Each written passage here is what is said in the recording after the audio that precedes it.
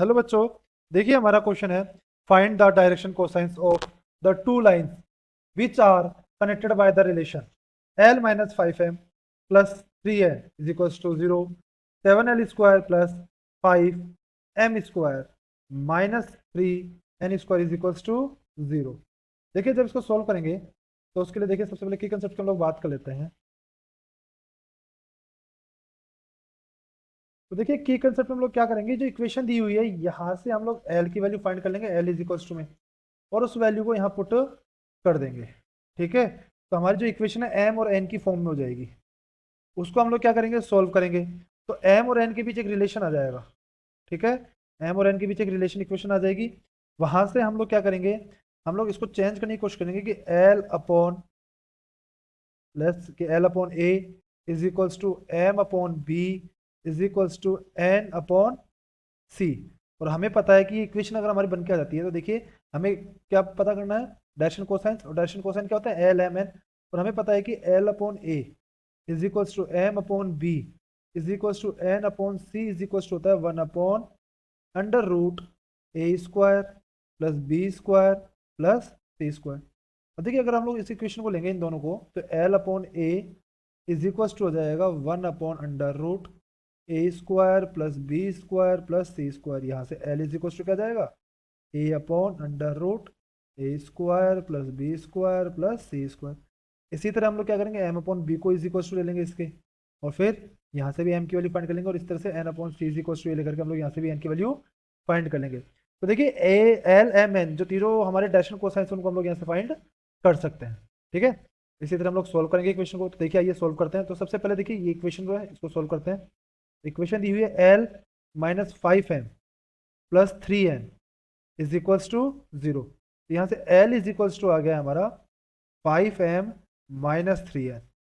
इस वैल्यू को इस इक्वेशन में पुट कर देंगे। तो देखिए पुट करने पे वैल्यू आ जाएगी 7, एल स्क्वायर है तो यहाँ से आ जाएगा 7, एल की वैल्यू क्या है 5m माइनस 3n का square plus 5m square minus 3n square is equals to 0।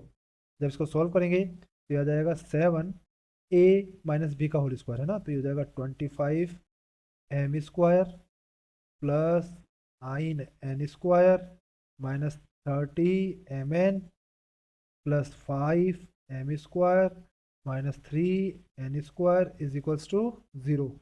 जब इसको और सॉल्व करेंगे तो यहाँ से वैल्यू आ जाएगी हमारी 180m स्क्वायर, क्योंकि एम स्क्वायर वाली टर्म जो है 7 को इससे मल्टीप्लाई करेंगे और 5m स्क्वायर उसमें ऐड करेंगे। तो ये आ जाएगा 180m स्क्वायर माइनस ये हो जाएगा 210mn। जब 30 को आप 7 से मल्टीप्लाई करेंगे तो क्या हो जाएगा 210mn और प्लस 60n स्क्वायर। 9 7 से 63 होता है और माइनस 3n स्क्वायर करेंगे तो 60n square is equals to 0। जब इसको सॉल्व करेंगे तो देखिए यहाँ से हम देखें तो हमारा 30 कॉमन आ रहा है, तो ये बन जाएगी 30 कॉमन लेकर के 0 को इक्वल में भेजेंगे तो 0/30 यानी 0 हो जाएगा। जब 30 को कॉमन लेंगे तो इक्वेशन बनेगी 6m square minus 7mn plus 2n square is equals to 0। अब देखिए यहाँ पे जब इसको सोल्व करेंगे तो ये बनेगा 6m स्क्वायर, फैक्टराइजेशन मेथड करते हैं हम लोग, minus 3mn minus 4mn plus का 2n square is equals to 0। देखिए यहाँ से कॉमन आ रहा है हमारा 6m, या सॉरी 3m, क्या कॉमन आ रहा है 3m, तो 3m कॉमन आ गया। इक्वेशन जाएगी m minus sorry 2m minus n। इसी तरह देखिए माइनस यहाँ से 2n कॉमन आ रहा है हमारा, यहाँ से इक्वल आएगी हमारी 2m minus n is equal to 0। देखिए 2m minus n whole common आ जाएगा और यहाँ से इक्वेशन आ जाएगी 3m minus 2n is equals to में 0। अब देखिए यहाँ पे जब इसको सोल्व करेंगे तो ये तो आ जाएगा हमारा 2m minus n is equals to 0। यहाँ से आ गया 2m is equals to n, 2m is equals to n। और दूसरा यहाँ देखिए अगर हम लोग तो आएगा 3m minus 2n is equals to 0, यहाँ से जाएगा 3m is equals to 2n। ठीक है, जब देखिए इसको सोल्व करेंगे तो ये आएगी वैल्यू हमारी यहाँ से m अपॉन 2 n अपॉन 3। अब देखिए यहाँ पे अगर हम लोग वैल्यूज पुट करें तो देखिए m इज इक्वल टू आ जाएगा 2/3n, है ना, 2/3n। तो देखिए अगर हम लोग देखें l इज इक्वल टू हमें गिवन है, l की अगर हम लोग वैल्यू देखें तो क्या है 5m माइनस 3n, है ना। l is equal to 5, m की वैल्यू क्या रखें हम लोग 2/3n, और माइनस का यहाँ पे देखिए वैल्यू है 3n, ठीक है, -3n। जब इसको सोल्व करेंगे तो l इज इक्वल्स टू आ जाएगा 10n माइनस 3n, और सॉरी 9n अपॉन 3, एलसीएम आ जाएगा पूरे में, ठीक है। जब इसको सोल्व करेंगे तो आ जाएगा n/3 इज इक्वल्स टू क्या आ जाएगा l। अब देखिए अगर हम लोग बात करें तो यहाँ पे m/2 इज इक्वल्स टू है m/2 इज इक्वल्स टू है n/3, ठीक है। और वही इज इक्वल्स टू क्या हो जाएगा, इज इक्वल्स टू n/3 किसके इक्वल है l के, तो l को हम लोग लिख सकते हैं l/1, हो जाएगा l/1, ठीक है। तो एक इक्वेशन तो हमारी ये आ गई। वहीं दूसरी ओर देखिए इसके लिए तो हम लोग कोसाइंस फाइंड कर लेंगे, ठीक है। तो देखिए और दूसरी वैल्यू क्या है हमारी, दूसरी हमारे लिए एम एन के बीच दूसरा रिलेशन, तो इसके लिए भी कोसाइंस फाइंड करने पड़ेंगे। तो आइए पहले सबसे पहले इसको सोल्व कर लेते हैं हम लोग। तो यहाँ से देखिए आप m/2 is equals to n/3 is equals to l/1 is equals हो जाएगा 1 देखिए ए बी सी था ये, अपॉन में ए बी सी, तो ये क्या हो जाएगा √a² + b² + c²।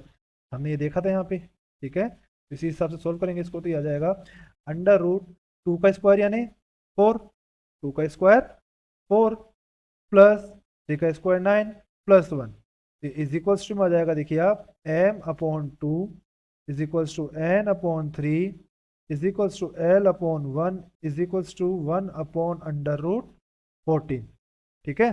अब अगर हम लोग यहाँ से कोसाइंस फाइंड करें तो यहाँ से कोसाइंस जो है हमारे ये आ जाएंगे, m की वैल्यू तो आ जाएगी 2/√14, क्योंकि 2 उधर जाएगा, है ना।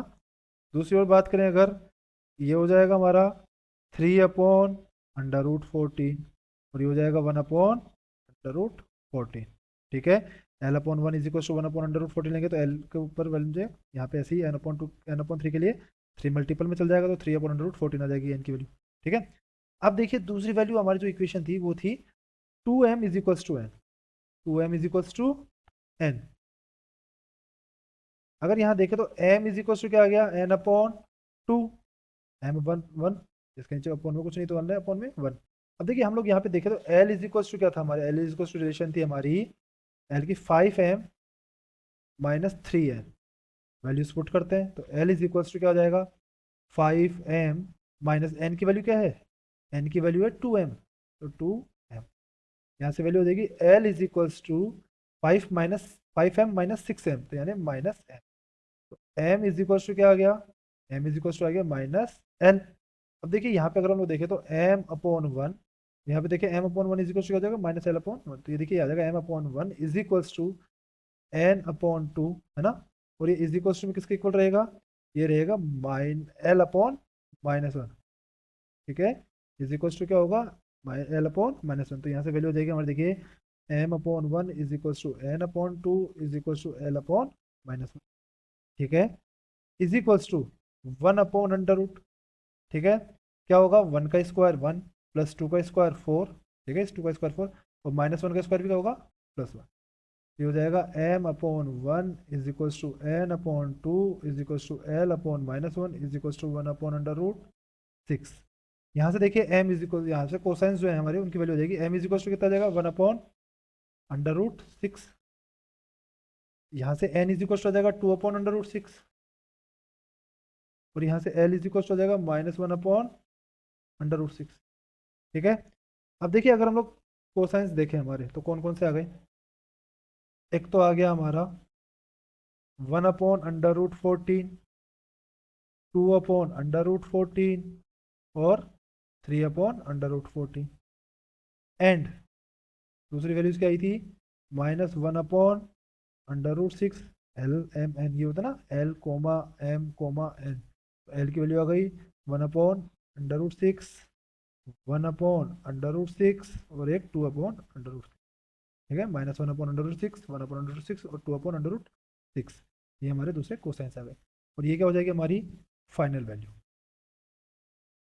ठीक है। ये हमारा क्या गया final answer. I hope you will understand.